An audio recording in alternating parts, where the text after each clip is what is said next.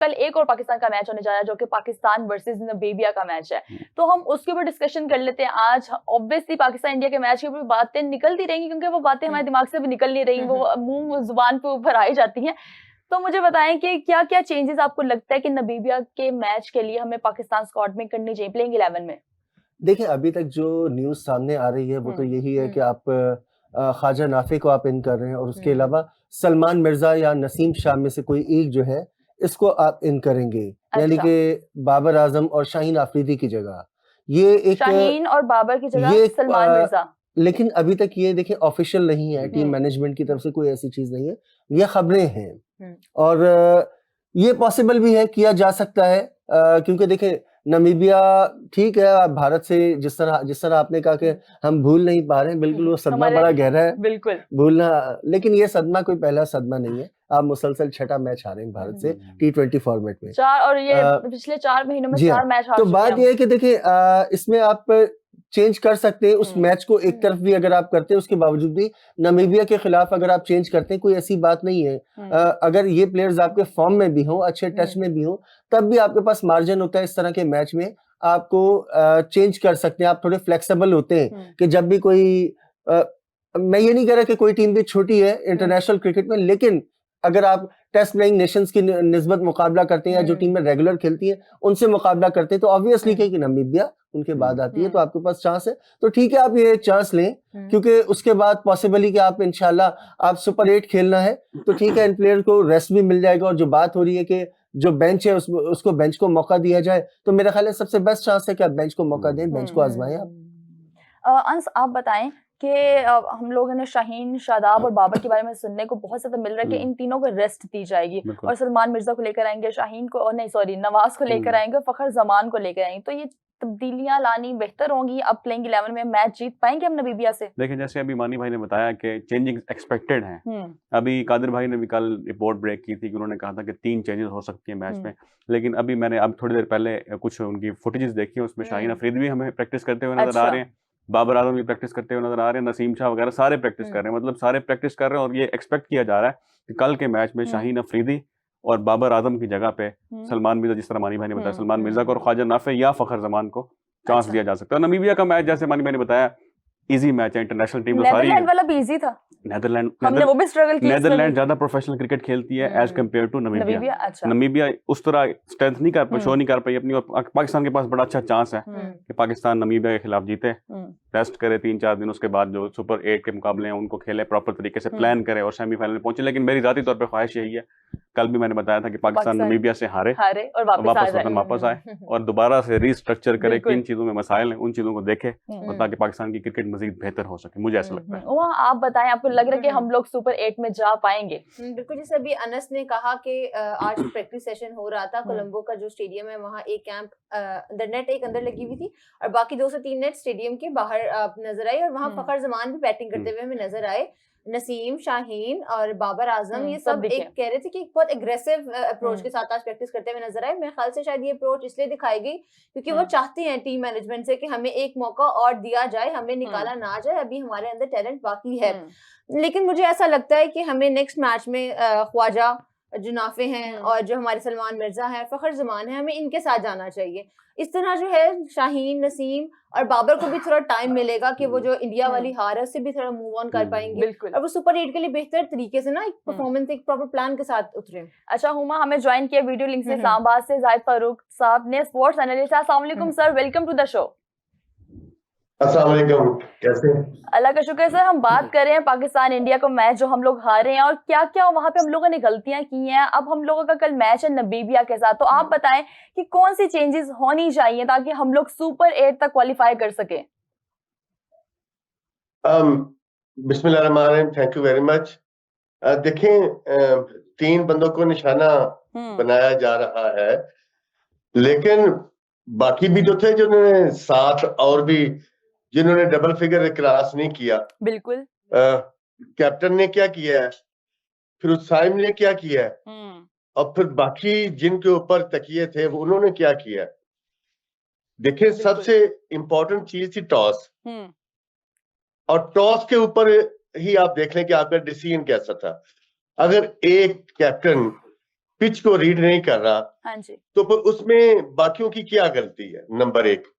Number दो, आप Trump card कह रहे हो, ट्रम्प कार्ड कह रहे हो, ये वो हमारा जी ट्रम्प कार्ड है, जी। तो कुट पड़ रही है आपको, और ट्रम्प तो कार्ड हम ट्रम्प यूज ही कार्ड नहीं तो कर रहे।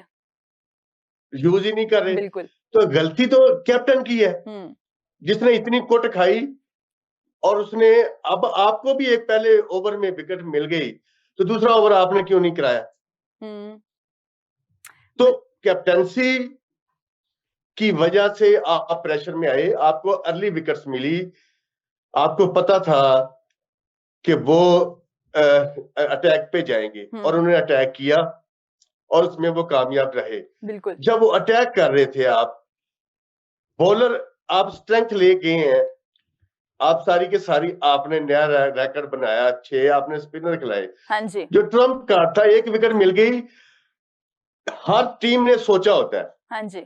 जब मुरलीधरन बॉलिंग कराता था, वसीम अकरम कराता था, जब पीक के अंदर चीजें थी, तो लोग सोचते हैं कि इनको हमने हिट नहीं करना और बाकियों को हमने छोड़ना नहीं है। अब ट्रम्प कार्ड, उनको पता था कि उन्होंने इनको उसको हिट नहीं करना था, वो सोच के आए हुए थे हाँ जी। कि इनको 25-30 भी मिल जाएंगे तो दैट्स एनफ। बट आपने ट्रम्प कार्ड नहीं इस्तेमाल किया। 10वें ओवर के बाद जब सारी लंका ढाई गई थी हमारी, बिल्कुल। तो उसके बाद आपको याद आया कैप्टन को, तो उन्होंने तो 10वें ओवर के बाद भी उसको चार्ज नहीं किया। जिसने चार्ज करने की कोशिश की वो आउट हुए। तो मैं समझता हूं कि मेन फैक्टर जो है, विच आई अंडरस्टैंड, कैप्टनसी की गलती है, इमेच्योरिटी है, बिल्कुल। और उन्होंने पिच को रीड नहीं किया। बाकी आप चेंजेस करें, अगर आप कर सकते हैं, तो ये भी फैसला आपका गलत होगा। बड़े मैचों के अंदर छोटी टीम को अगर आपने समझा, इजी लिया, तो फिर आपके लिए समटाइम प्रॉब्लम्स भी हो सकती हैं। अगर ऑस्ट्रेलिया फंस सकती है, 3 बड़े बड़े आपको पता अपसेट होते गुजरे, पाकिस्तान अमेरिका का मैच था, वो भी अपसेट होते होते बचा। हाँ जी, बिल्कुल। इंडिया का मैच था, वो भी अपसेट होते होते बचा। अगला इंग्लैंड का मैच था, वो भी अपसेट होते होते बचा। फिर अब आप क्या चाहते हैं?